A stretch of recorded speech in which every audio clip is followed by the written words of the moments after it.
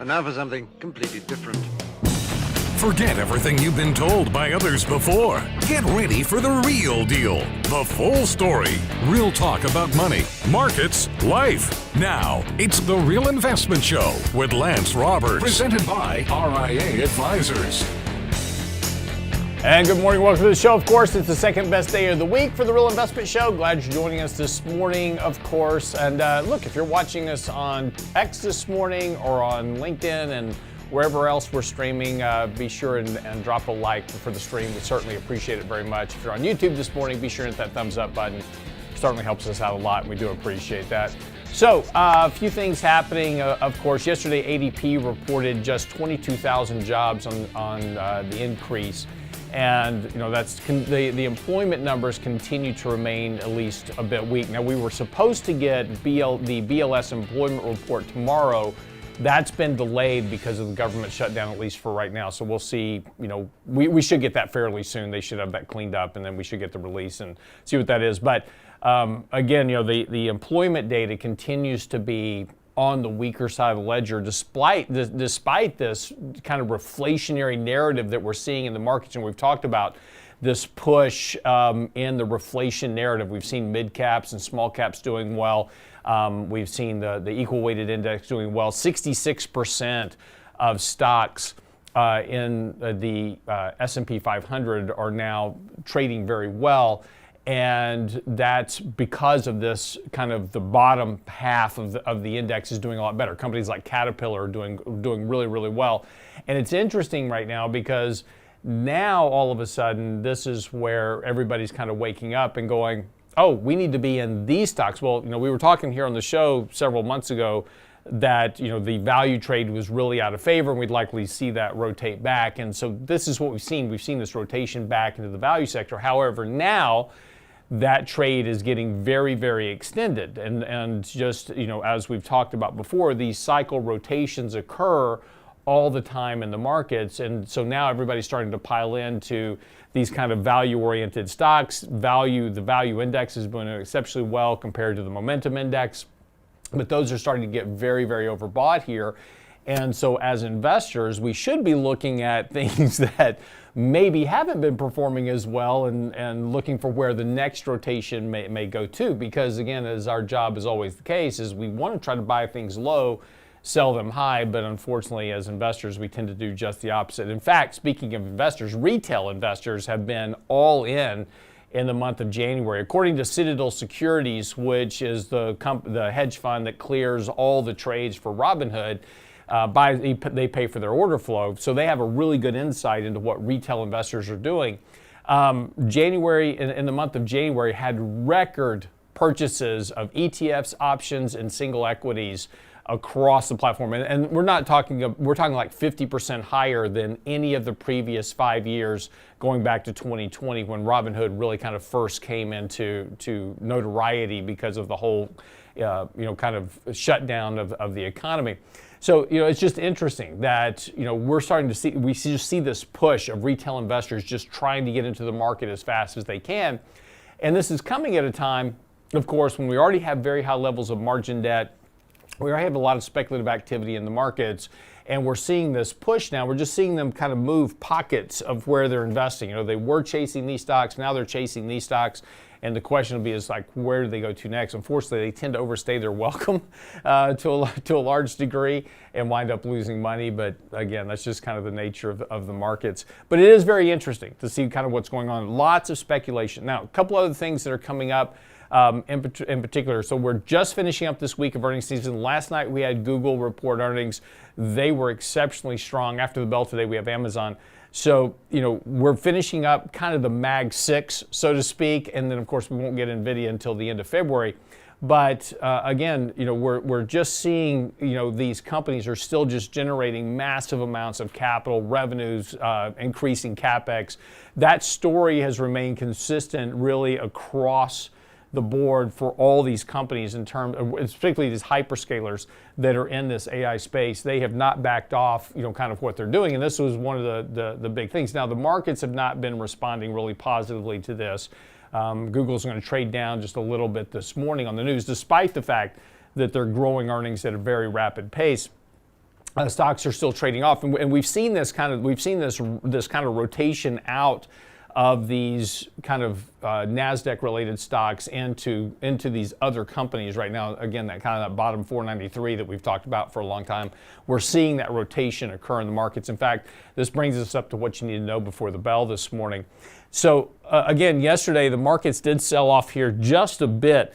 And again, it's just been one of those kind of markets here as of late where it's just kind of been struggling. And again, we've talked about this kind of, repeatedly, struggling with this uptrend. Yesterday, we closed right at the 50-day moving average, dipped below that, rallied back up to it. Yesterday, we had rallied off, bounced off the 50-day moving average, and then closed up near the 20. Yesterday, we actually broke through the 50, but closed back above that yesterday. So again, we just kind of continue to run this support line across the S&P 500. However, while this is occurring, we're working off that overbought condition in the markets. We're currently on a fairly low momentum signal here. So the momentum trade has really been kind of wrung out of the market.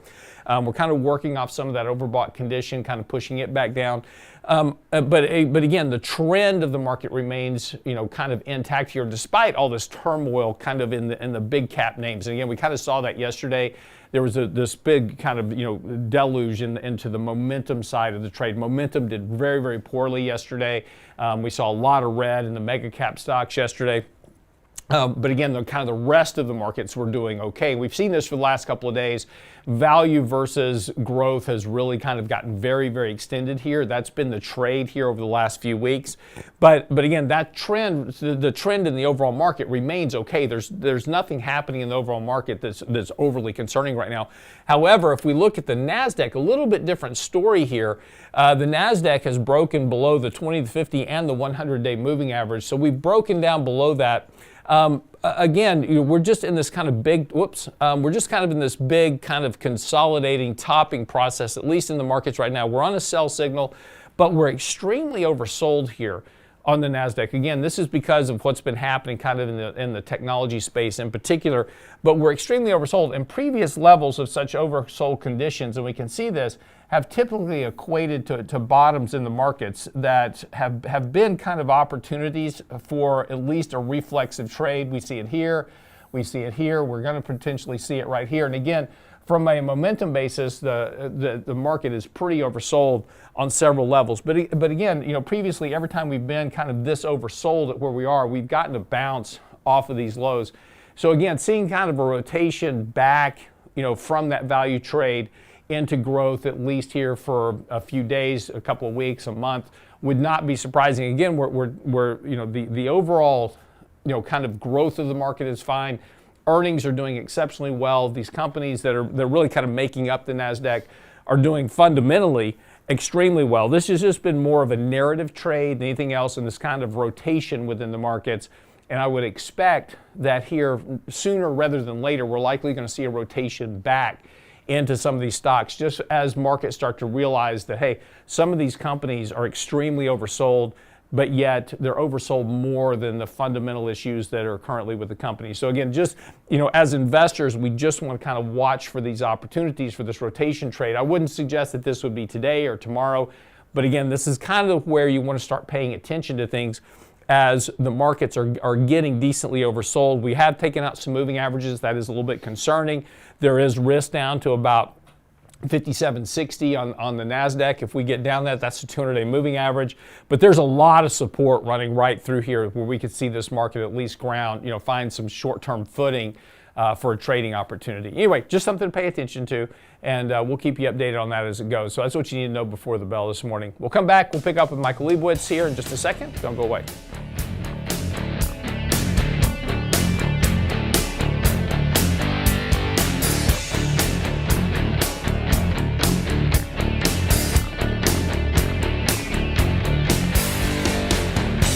The Real Investment Advice blog. It's required reading for the informed investor. Catch it today at realinvestmentadvice.com. Say the word annuity and people cringe, but here's the truth. Annuities aren't the enemy of your retirement. Wall Street billionaires don't worry about running out of money. You do. What you're being told about annuities is wrong. Our next Candid Coffee will show you how the right annuities can reduce market risk, create lifetime income, and even replace bonds in today's volatile environment. Join Danny Ratliff and me for Candid Coffee, Saturday, February 21st. Before you dismiss annuities, get the facts and a plan built for your retirement reality. Candid Coffee, Saturday, February 21st. Register today at realinvestmentadvice.com. That's realinvestmentadvice.com. You're listening to The Real Investment Show.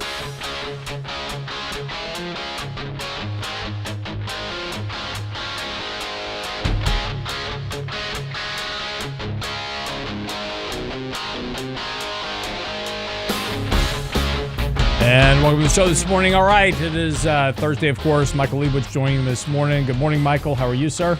I'm doing well. How about you, Lance? Good. Well, it's a Friday for me, so I'm doing great. Tomorrow's just few things to do to wrap up the week. I do my show with Adam Taggart on Fridays. We record on Fridays. Get that out of the way. Got to write the newsletter. But other than that, So.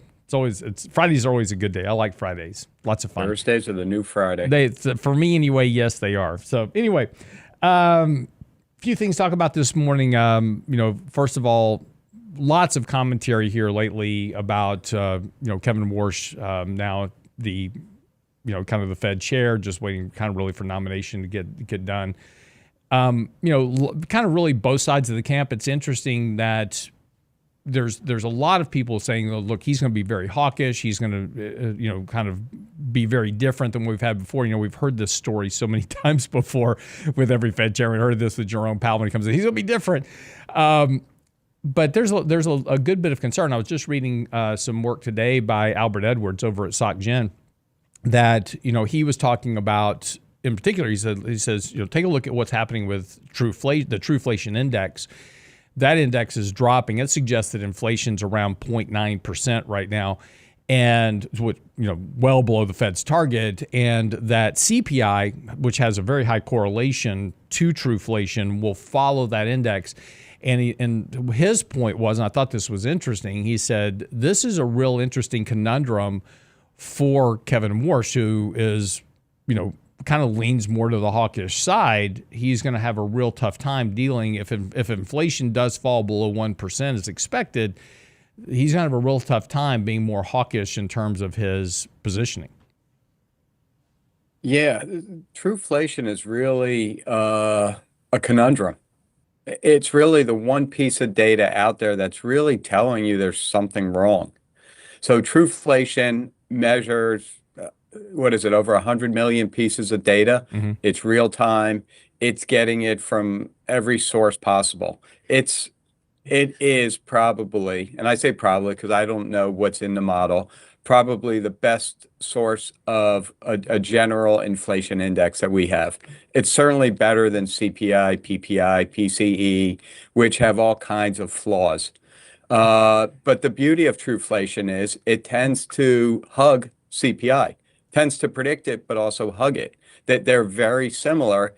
And if you go back and look over the last 10, 15 years, the only time that Truflation and CPI were not very close to each other was during the run-up in inflation. Truflation went up more and first. So CPI didn't catch up to Truflation. Truflation came down quicker, CPI followed it. So we've been for the last few years, both CPI and Truflation, kind of these wiggly flat lines. And what you've seen since the very end of last year, beginning of this year, is that Truflation has plummeted. Yeah, and real quick, I'm going to show a chart here real quick just while you're talking, just so everybody can kind of stay up. This is a chart of Truflation, which is the white line, and the green line is U.S. personal consumption expenditures, and the yellow line is U.S. CPI. So what you would expect here, and again, to Mike's point, Truflation went up more than CPI did during that 2020 shutdown in the economy, where we had this shutdown of supply and you had all this demand created by stimulus checks. So you saw that big spike in Truflation. But just going back over time, you see there's a very, very high correlation between the Truflation index and CPI, and that tends to lead CPI by a month or two. So we're like, and interestingly enough, Mike, it also leads personal consumption expenditures, which is also interesting from the standpoint here. I'm going to show one more chart, Brent, just stay with me. This is also from SocGen this morning. If you take a look at CPI, take a look at personal consumption spending, that's been steadily increasing. And at the same time, though, personal income less transfer payments has been pretty much flat. And these two normally track each other as well. So, spending is what drives inflation, it's supply and demand. So if spending starts to slow down because people are simply just running out of money, this is going to be one of the bigger issues. Brent, one more chart for me. And this is a chart of the U.S. savings rate right now, which is down to 3.5%, basically about 3.5%, and is now back to the lowest levels that we saw kind of really at levels where the economy is really starting to struggle. Again, post the dot-com crisis, post the financial crisis, we're kind of getting down to those levels of U.S. savings where literally consumers are just running out of capital to spend. So again, that kind of feeds into this Truflation index narrative that there's definitely something below the surface that isn't quite right. But Mike, this is kind of the interesting thing. This whole trade this year so far, the chase for industrials and basic materials and, these kind of more infrastructure type companies are all based on this idea of a reflation trade. Yet what Truflation is suggesting is that there may be some quote unquote trouble in paradise that, and again, ADP employment reports as well at 22,000 jobs. There may be a bit of a disconnect between the reflation trade and the actual strength of the economy. Yeah, and that's what's bothering me. As I'm kind of thinking about what the next 3 to 6 months holds, and I'm looking at all these factors, the reflation argument, not necessarily with inflation, but just really strong growth, makes some sense to me based on some of the data we've seen. The ISM manufacturing index was very strong. It was a large move upward. So sentiment is improving.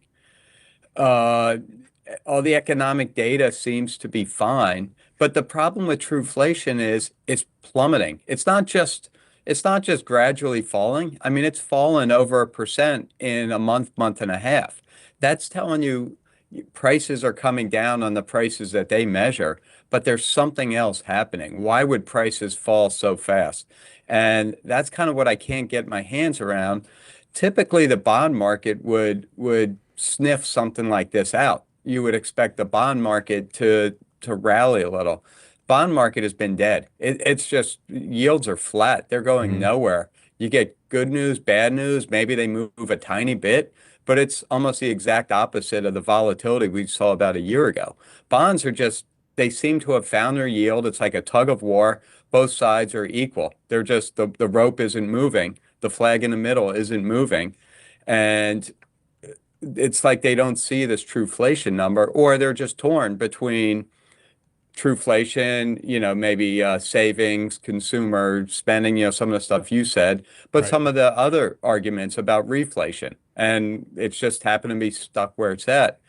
But the thing with Truflation, as you showed in that graph, is we should see it in CPI by February, March, maybe April at the latest. And we know CPI lags. See, if you just go into the CPI information pages, they tell you that energy is 2 to 3 months lagging.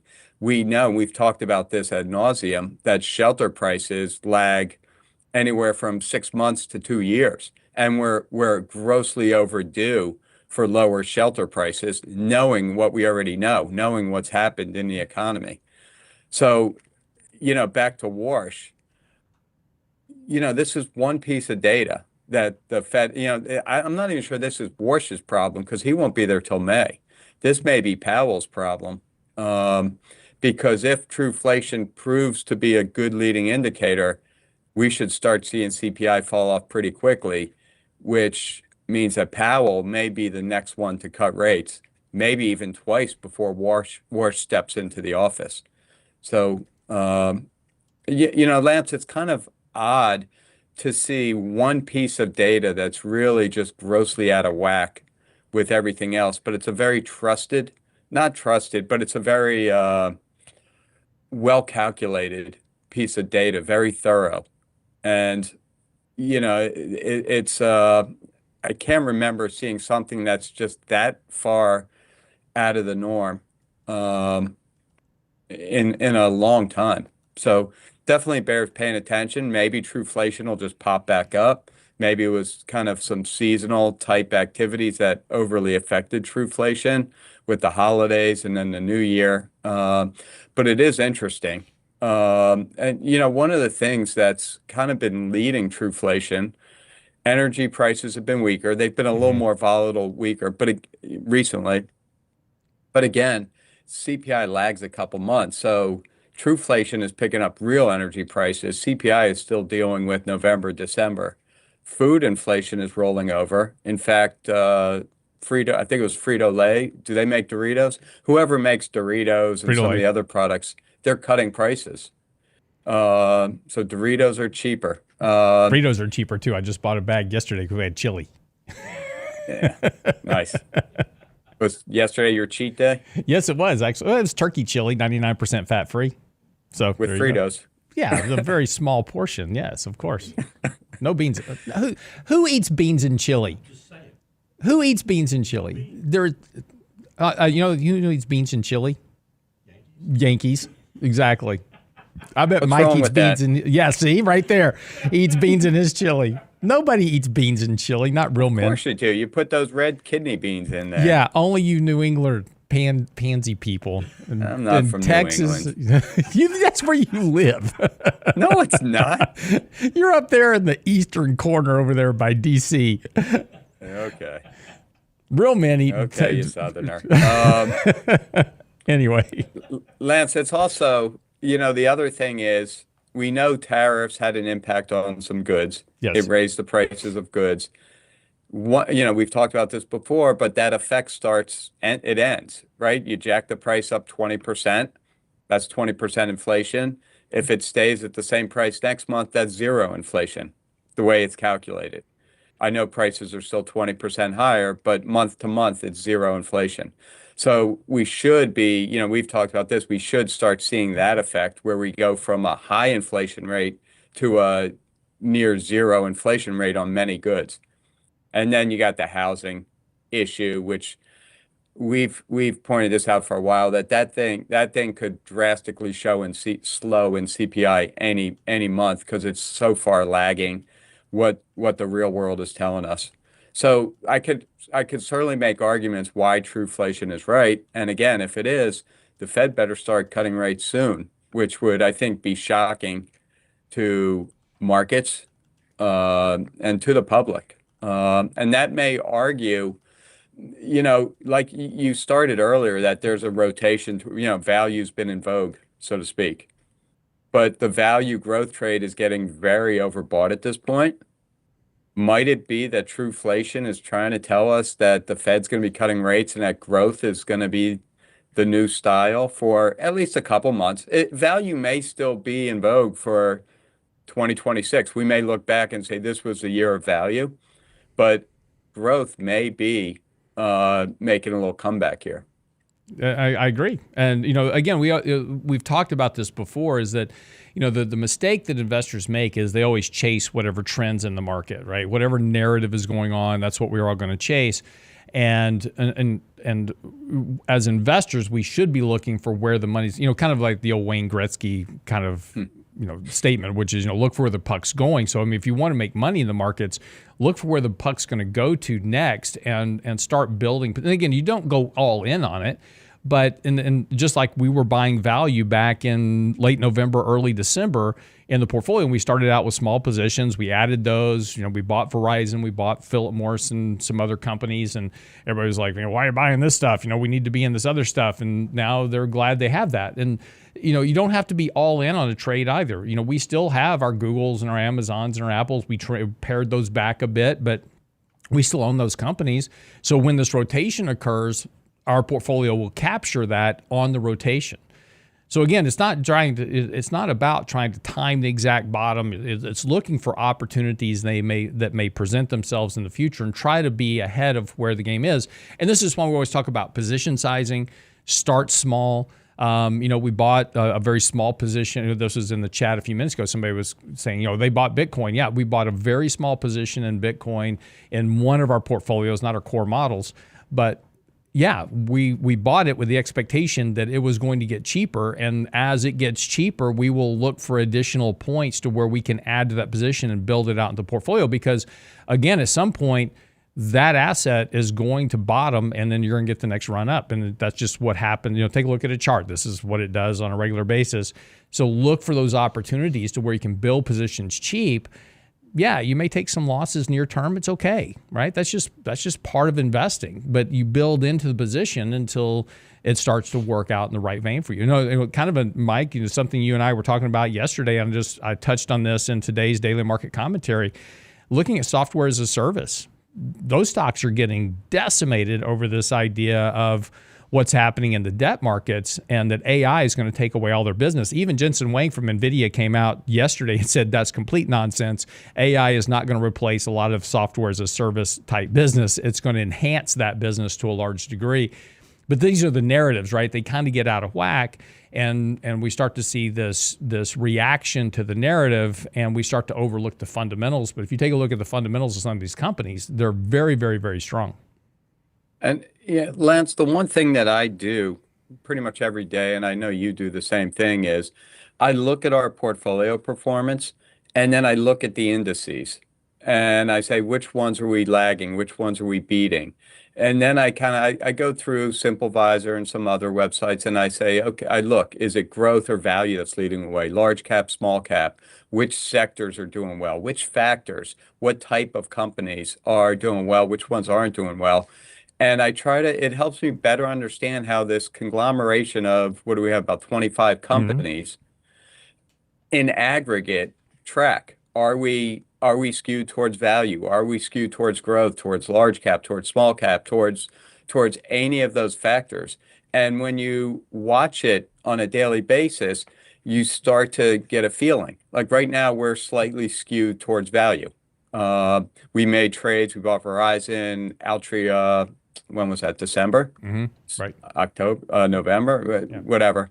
And those, along with some other trades that we made, have kind of pushed the needle towards the value side. So, on the margin, we benefit from the push to value. Now the question is, with value being very overdone, do we nudge the portfolio back a little bit towards the growth side? And by watching your portfolio, you can get a feel for, it looks like 25 stocks, and you're going to see some big names. You're going to see NVIDIA, Microsoft, a bunch of tech companies. But that doesn't mean the portfolio as a whole is going to fall with the tech companies like they've been doing. That's just some advice I have to really understand how your portfolio is doing versus all these other indices. On a separate topic, Lance? Sure. I want to thank @BaggedUp. He wrote, "Chili without kidney beans isn't chili." He's also from South Carolina. That's not Texas. His family traces to the American Revolution in South Carolina. Exactly. South Carolina. He's no Yankee. He's not from Texas, right? It's all you people on the East Coast that are over there, eating kidney beans in your chili. So @BaggedUp falls right in there with the same as you Marylanders. Back in the day when we had colonies, when it was the real America, there was no Texas, Lance. And that's what I'm saying, though. That's why real Texas chili comes from Texas. So that's all I'm saying. So I got you. Anyway, you Texans. Why don't you just throw some broccoli in there while you're at it? I mean, you might as well just go all the way and make it a vegetarian chili at the pace you're going. Wow. the unchili, exactly. Says the guy that's using turkey instead of beef. Come on. Well, this is true. You know what? I'll go with that one. I will agree with you there. But I do have to watch my diet. So my trip to Italy's coming up. I've got to be Speedo ready. I have to be Speedo ready for Italy. Exactly. So anyway. All right, let's switch gears here real quick and talk about software as a service for a moment, just because it's kind of been, kind of in the headlines lately. A lot of these companies have been under a tremendous amount of pressure, and the narrative is that, these companies are issuing a ton of debt and that they're all going to blow up. And even the companies that, like these business development corporations who loan money to companies like Oracle, as an example, they have been under a tremendous amount of pressure under this idea that, all these companies are going to default on the debt. They're taking on all this debt and they're all going to eventually default on it, et cetera. And this is the narrative that's kind of been feeding this whole big sell-off in software as a service, because AI is now going to replace their entire business. So they obviously, because when that occurs, you won't need an Oracle anymore, right? Because AI can do everything Oracle does, apparently. And so Oracle's not going to be able to service their debt. What do you think about the narrative, Mike? Let's start there. There is some logic to the narrative. I mean, I've seen what our developers can do with AI and how it can circumvent the use of certain software.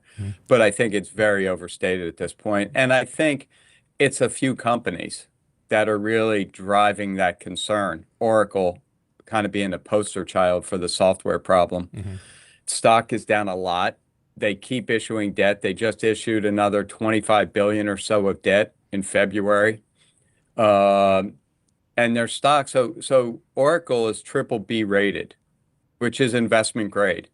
But if you look at their yield, and this is a tool that all investors can use, you can look at the yield of a company and see where it falls in versus kind of the aggregate for all other companies. So is Oracle's BBB yield in line with where other BBB companies are trading? And if the answer is yes, then the credit market thinks that their credit is on par with BBB, and then it's truly a BBB company.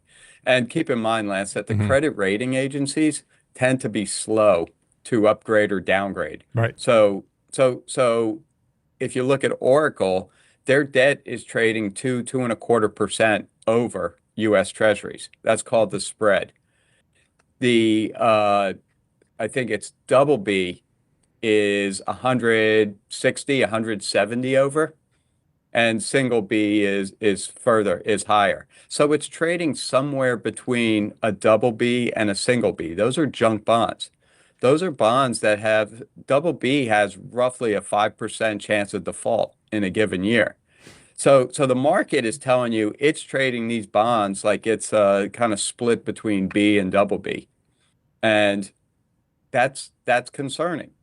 That's concerning. Now, some of it may just be that there's just no demand for the debt. The debt yield has to go higher. We saw this in treasuries a year ago. When there's not a lot of demand, you have to entice investors with a higher yield. But I think that's what's catching the attention of the market. Oracle trades in the credit default swap markets, which are saying that there's I believe it's a 6, 7, 8% chance of default in the next year, which again is kind of higher than what you would expect from an investment grade company. So this is why we're always saying watch the credit markets. They're telling you something. And right now they're telling us that Oracle is a junk rated company with small but odds of default. And that's your poster child for the whole software story. Problem with it is that every piece of software is very different from each other. AI will replace some software, right? We can't deny that. Right. But which ones, right? It's dragging Microsoft down with it because they do software too. But Microsoft has many other massive lines of business, including data centers, clouds, right? So, I think it's also important, though, to look at, kind of go to your point, Mike, go to the fundamentals of these companies. Oracle has a debt to equity ratio of 4. That's high, right? Nobody's going to deny that right now. But if I go look to your point, if I go look at Microsoft, its debt to equity ratio is 0.32. ServiceNow, which is also a software for a service, their debt to equity ratio is a 0.19. But this stock's down 50% from its peak. I mean, it's been absolutely decimated with this whole story. CRM, which is Salesforce, another software as a service company, their debt to equity ratio is 0.18. This stock's been under a huge amount of pressure under this whole idea as well. So, so again, I think this is the important thing about investing is that, when we get into these narratives, we get entire market sell-offs because everybody sells the ETF, right? So I'm going to everybody knows, shorting the software as a service sector ETF, or they were long it, now they're just selling that ETF, and so you kind of get this indiscriminate selling across the market. And so this is where, as investors, the job becomes to try to come in here and figure out A, which one of these companies are going to survive, and B, look at the fundamentals of these companies. You take a look at ServiceNow as an example, and I'm not recommending buying ServiceNow. I'm not making any recommendations. But they're growing earnings. Their expected earnings growth for the next 5 years is at 20%. They've got a debt to equity ratio of 0.19. This is not the same as Oracle. Right. Right. The other thing that I think is worth considering is kind of the Lehman market in 2008, and the risk facing Oracle is that the yield keeps rising on their debt. It gets deeper and deep. The yield is deeper and deeper into junk territory, and then the stock market, which is noticing it, really notices it, and the two just feed each other to the point. Lehman stocks started falling sharply. The yield rose. The two just kind of started working in sync and basically pushed Lehman under, and many other companies were following that same path. So if you're in the software space, it's important to watch what's going on with Oracle, what's going on with both the stock and the bond. And if you start seeing improvement in the bond yields and the stock isn't, that may be the right time to hop on Oracle on the stock for a trade. I'm not saying it's a long time. It's, again, not a recommendation, right? But this kind of, I've been thinking a lot about MicroStrategy, and what they do is own Bitcoin, the stock has been getting clobbered. What's going good? What's helping MicroStrategy is that they really don't have debt. They have preferred equity. They do have some payments to make, but they do have cash on hand, so they're not subjected to the credit markets, to the same things that Oracle is subjected to. And that's what you were saying about ServiceNow, right? That they really don't have a lot of debt. So it's not going to be the credit holders that basically take them out. It's going to be the business. Can they produce? Can they create revenue and earnings? So leverage kills. And we see it in the silver market right now, right? That's why silver jumped from, 50 to 120, and why it's fallen back just as quick. Leverage comes, leverage goes. And the more leveraged a company is, the more potential profits, but the more potential risk. Right. And when you're looking at software, that's probably given the current market environment, one of the scans I would do is debt measures. Absolutely. And again, just for clarity, we're just using software as a service as an example this morning, right? We're not saying, we're not recommending that you go buy this. The point of this is to discuss how narratives work within markets and sectors. And this is a really good example of what's happening with the narrative. The whole narrative around software as a service was started really kind of around what was going on with Oracle and this whole concern about AI. And that's really just kind of grabbed some roots and has sprouted from that within the markets. And so the point is taking a look at these types of narratives. And when you get these big distortions in price, one way or the other, when the price of an asset is trading exceedingly above its underlying fundamentals, you're going to get a big correction. Same thing when it occurs on the downside. But the interesting thing is, as investors, we tend to want to buy what's really overbought because we keep thinking that it's going to go up forever. But we don't want to buy the stuff that's really, really oversold relative to its fundamentals. We don't want to do that, right? Because it's like, oh, it's going to keep going down. I don't want to buy this because it's going to keep going down. Maybe, but that's okay. This is why we talk about building, build starter positions, take small bites, nibble here. If it pulls back some more, nibble some more, build that position over time. Again, you've got to have some risk controls even with that. I mean, you may nibble and it may be wrong. I mean, that's happened to us before. We've bought a stock, it went down and tripped out our stop losses. We had to exit the position. That's part of trading. Not every trade is going to be right. That's just part of the process of investing and managing risk over time. And again, just the whole point of this conversation, again, not making a recommendation about software as a service. We're not saying go buy this today, But it is interesting because some of these companies are getting very distorted. These companies were the favorites for a very long time. All they did was you look at a chart and all they did was just go up. They never went down. Now they're having big corrections and now nobody wants them, right? So our companies like ServiceNow and Salesforce, are these companies going away? Are they going bankrupt? Are they not going to exist anymore? Maybe. I don't know. But if they do survive, where's the opportunity in that? And that's all we're talking about this morning. Go ahead, Mike. Yeah, Lance, I think that there's a bigger underlying lesson too. It's narratives. If you look at kind of you've written a lot about reflation this year, and that's a narrative. And you've done a good job of kind of putting both sides of that argument out there. We've done it in the commentary a few times, couple supporting reflation, a couple kind of going work. We actually wrote one on Truflation, which works against the reflation narrative. We've talked too much about the silver narrative and debasement. My article this week is about the Japan fiscal crisis narrative. So it's our job as investors to understand why things are trading the way they are, up or down, and understand those narratives and either say, yeah, the narrative makes sense. And if you think the narrative makes sense, then yeah, maybe Oracle's stock price should keep going down, and ServiceNow and all these companies. Or the narrative doesn't really make sense, or the narrative makes zero sense and it's time to buy some of those stocks. So understanding the narratives, doing the fundamental work, doing just the logical work. Is AI capable of replacing all the software companies? Will really get you in a position to benefit, but also sleep at night.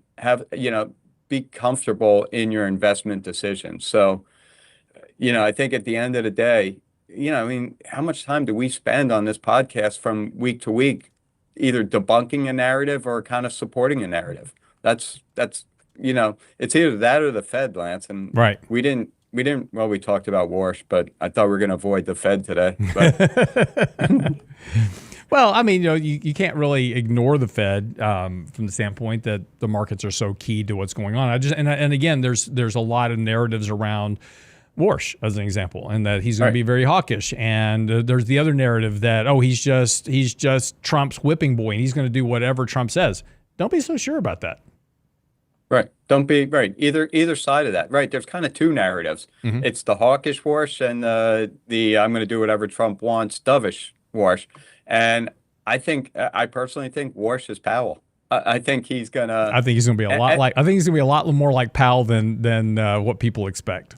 Right. And I think, assuming everything stays the way it is, if Warsh got in that seat right now, Warsh is not cutting rates at the next meeting. And, Trump will probably be talking badly about Warsh. If that's the case, it could be in 2 to 3 months. Well, but look, if Truflation is right and inflation starts taking a sharp drop, he's going to cut rates because that's what he should do. If inflation is declining below the Fed, look, if Truflation's at 0.9, that's well below the Fed's target rate of 2. That is more than just disinflationary. That starts to really kind of damage the economy overall. And everybody may say, we want lower inflation. You really don't. You want that 2% growth rate of inflation over time because that keeps the economy kind of humming along around 2.5%, which is fine. That works, right? Supports everything. Everything's fine. You get below that, you start running into other problems. And so the Fed is going to cut rates, and they should cut rates if inflation is dropping that quickly, because that tells you that there's something going wrong economically, employment-wise, economic growth-wise, whatever. There's something starting to break behind the scenes, and so they should be cutting rates. And so if Truflation is right, the Fed should be cutting rates. And they will, right? If all those PhDs at the Fed came into Powell's office and the other voting members' office and said, look, this Truflation thing is right, CPI is really going to plummet, the Fed, Powell, all the hawks, the hawkiest of the hawks, they're all going to cut rates. They're going to cut rates at the next meeting. So it doesn't matter whether hawkish or dovish. If they see that inflation number and believe it to be true, you're going to have a paradigm shift in what the Fed is doing here, whether it's Powell or Warsh or whoever. So the chat wants you to put up a poll: chili, beans or no beans? So tomorrow, on tomorrow's show in the morning, we will have a poll on chili, beans or no beans, and broccoli or no broccoli. So, and I personally want to thank all my bean supporters. Yeah, and Blair, it's funny. Blair, all of them live on your side of the U.S. That's all I'm saying. They're either out there or they're on the West Coast. Right? They're on the right side, literally. So, anyway, all I'm saying is when you come to Texas, boy, we're going to get you some chili, some real chili, right? And there will be no beans in it. Or turkey. It'll be real. It'll be that will be a day. Next time you come to Houston, I'm going to get you real chili, and I will break my diet that day, and we'll go have real chili with Fritos, with whatever you want in it. Yeah, you really need to have Fritos and onions and cheese in it. Yeah, exactly. Am I allowed to put cheese on it, or sure, is that of course. No, you can do too? cheese and onions. Cool, no problem. Deal. Throw it over a hot dog if you want. Deal. All right. That wraps up the show for the day. Thank y'all so much for joining. Be sure and like and subscribe to the channel. Be sure and give us that thumbs up. We certainly appreciate it very much. It does help us more than you know. Keeps us coming back here every day for you. Of course, that's why we do this. Tomorrow, Financial Fitness Friday with Richard Rosso. And of course, I'll be back on Monday. We'll pick up what happens over the weekend. Y'all have a great weekend. See y'all back here on Monday.